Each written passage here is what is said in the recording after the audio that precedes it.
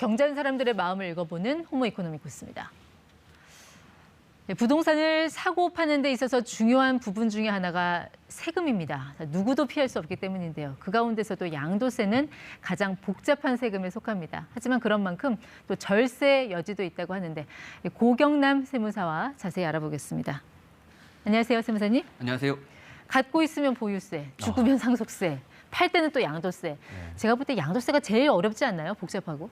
아무래도 양도세가 좀 제일 어려운 내용이다 보니까 오늘 제가 이 방송에서 다뤄볼 내용도 양도세다라고 보시면 되고요. 오늘 특히 다뤄볼 내용은 이주택자와 관련된 양도세이기 때문에 조금 집중해 보시면 도움을 많이 받으실 수 있을 거라고 생각합니다. 이주택자하고 일주택자하고 그 양도세 차이가 많이 납니까? 많이 나죠. 1주택자 같은 경우에는 이제 많이 아시다시피 비과세 혜택을 받을 수 있는데 이 매매가액 12억 원까지는 세금을 한 푼도 내지 않을 수 있고요. 매도가, 그렇죠? 네, 매매가, 매도가 않을 수 있고요.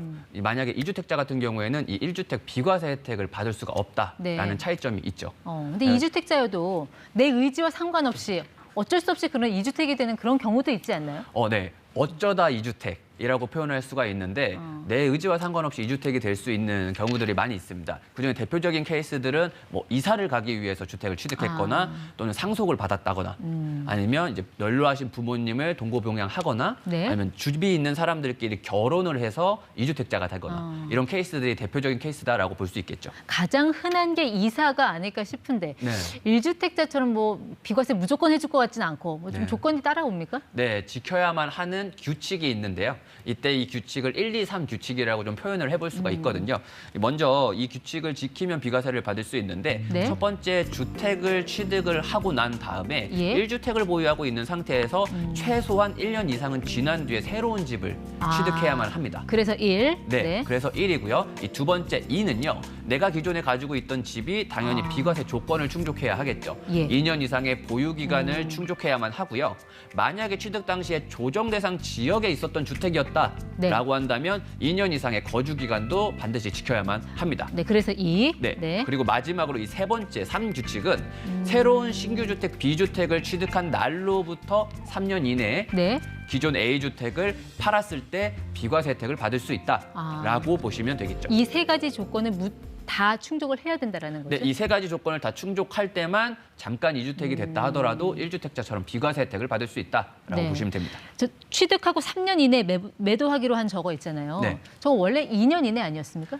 네, 방금 말씀하신 것처럼 그 기존의 집을 가지고 조정 대상 지역 내에 집을 가지고 있던 분이 새로운 집도 조정 대상 지역에 있는 집을 취득할 때는 양도세 중과 기간이 한창일 때 2년이라는 짧은 기간으로 적용이 됐었는데요. 이게 법이 바뀌었습니다. 2023년 1월 12일 이후에 양도한 것부터는 3년으로 전부 다 바뀌었기 때문에 2년의 기간이 아니라 모두 다 3년이라고 생각하시면 될 것 같습니다. 요즘 주택 거래도 안 되고 뭐 팔고 싶어도 못 파는 상황이 많으니까 1년 정도 더 시간을 줬다 이렇게 봐야 되겠네요. 네, 그렇게 보시면 될 것 같아요. 그러면 2023년 1월 12일 그 이전에 집을 판 일시적 이주택자들은 그러면 혜택은 못 받습니까? 기존에 이제 만약에 조정 대상 지역에 둘 다 가지고 있었던 분들은 2년의 기간을 적용받았기 때문에 이 1월 12일 법이 시행되기 전에 기간이 끝났다라고 하면 아쉽게도 이 3년의 기간은 연장 못 받았다라고 보시면 되고요. 만약에 이제 2년의 기간이 이번에 법이 바뀌면서 연장이 됐다라고 하면 3년으로 연장됐다라고 보시면 됩니다. 그 새로 취득한 게 이런 주택이 아니라 분양권인 경우에는 어떻게 되나요? 분양권인 경우에도 좀 동일하다라고 보시면 되는데요. 이 분양권도 이제는 주택수에 포함이 되고 있기 때문에 새로운 집을 취득하는 것과 마찬가지로 분양권을 취득해도 2주택자처럼 적용이 될 수 있거든요. 근데 이제 우리가 앞에서 말씀드렸던 것처럼 이사를 가기 위해서 신규 주택을 취득하면 3년 이내 팔아야 됐던 것처럼 분양권도 취득하고 난 다음에 3년 이내에 새로 기존의 집을 팔았을 때는 비과세를 받을 수 있다라고 보시면 돼요. 근데 3년 이내에 기존 집을 팔라고 해도 보통 분양권 받아도 3년 이상 걸릴 때도 있잖아요. 그 완공되기까지. 집이 완성될 때까지. 때까지. 들어갈 집이 없잖아. 그렇죠. 말씀하신 것처럼 분양권이 완공이 언제 될지 그 부분에 대해서 조금 더 이제 예측을 할 수가 없는데요. 조건이 실거주만 한다라고 하면 이때도 비과세를 받을 수 있는 여건이 생깁니다. 실거주 요건이라는 게 구체적으로 어떤 걸 말씀하시는 거예요? 그림을 보면서 조금 더 자세히 설명을 한번 드려보면요. 내가 기존에 A주택을 취득을 해서 가지고 있는 상태에서 1년이 지난 뒤에 분양권 B를 취득했다라고 하고요. 이 분양권이 원래대로라면 3년 이내에 완공이 돼야지 기존 집을 팔 수가 있는데 이 3년이 지나서 B주택이 완공이 됐다라고 했을 때 내가 이 B주택에 완공이 된 날부터 3년 이내에 들어가서 거주를 하고요. 이 거주 기간이 실제로 1년 이상이 됐다라고 한다면 완공된 날로부터 3년 안에만 이 기존에 가지고 있던 A주택을 팔았을 때 예. 비과세를 받을 수 있다라고 보시면 그럼 되겠습니다. 이 같은 경우에는 3+3에서 한 최대 6년까지 좀 시간을 벌 수 있는 셈이네요. 그렇죠. 뭐 최소한 3년 이내 완공됐다 하면 최소한 뭐 6년 이상은 기간이 연장이 됐다라고 볼 수도 있습니다. 그러니까 실제로 그 살려고 하는 거지 투기 목적이 아니니까 그렇죠. 조금 더 좀 세법에서 좀 네, 약간 여유를 세법에서 준 거군요. 여유를 주는 거죠. 알겠습니다. 네.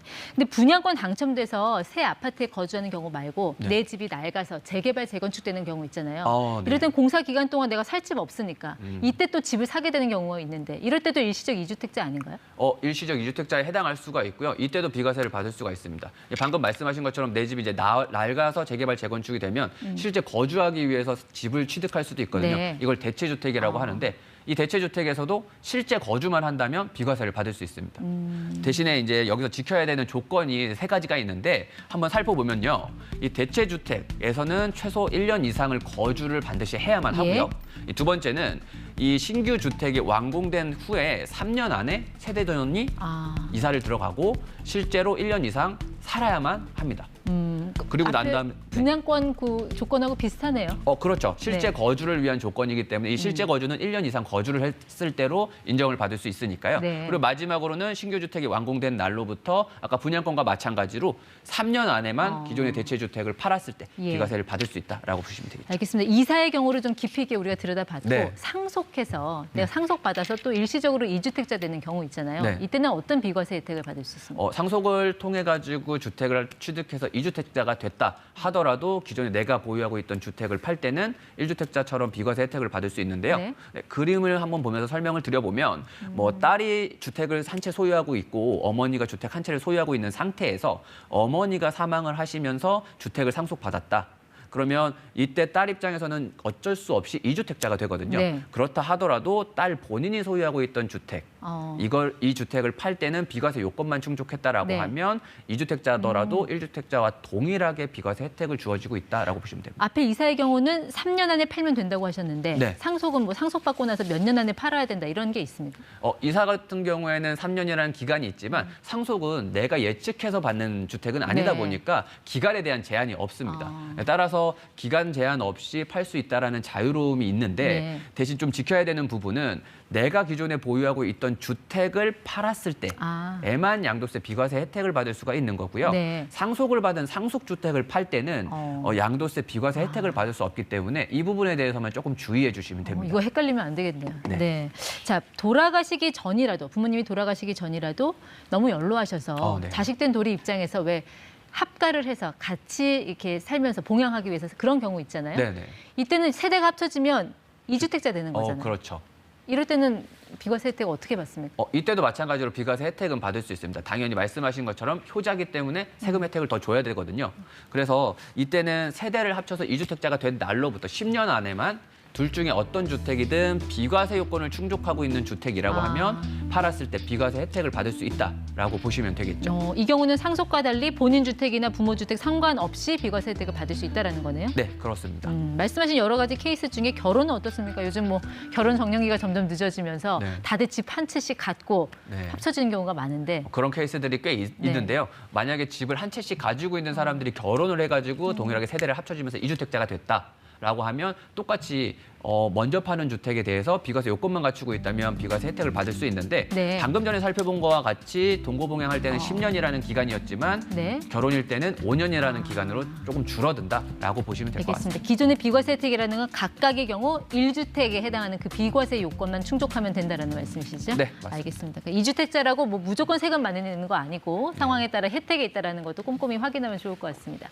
네, 고경남 세무사와 함께했습니다. 고맙습니다. 감사합니다.